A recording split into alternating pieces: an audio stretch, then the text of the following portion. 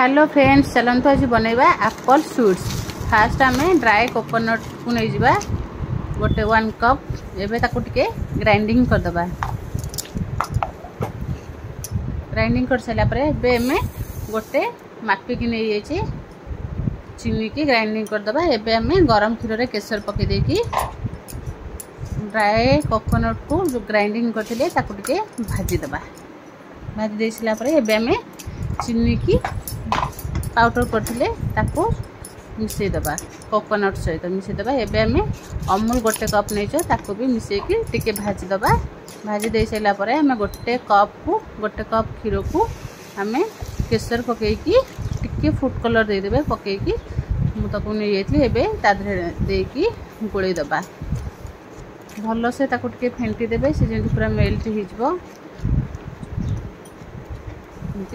ताको पूरा एवं आम घी 2 स्पून देदेबा देकी ताको भल से गोटे डो बनईदबा।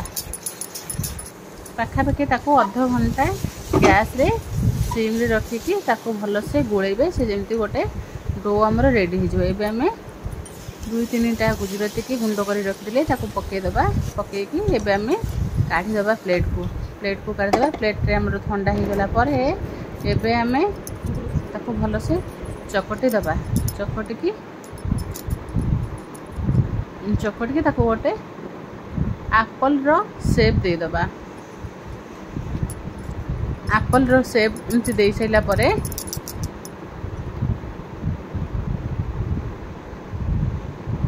एमती सब जाक एप्पल रो शेप दे दबा। दे साइला परे एबे हमें टिके फूड कलर रे ताको कलर दे दबा। कलर दे सारा पर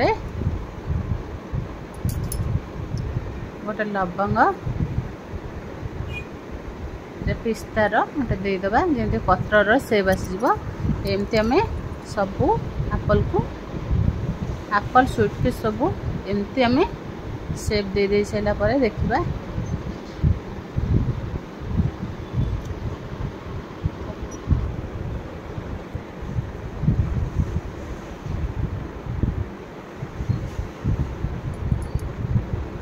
एबे हमर देखंतु पूरा रेडी हो जाइए एप्पल स्वीट्स।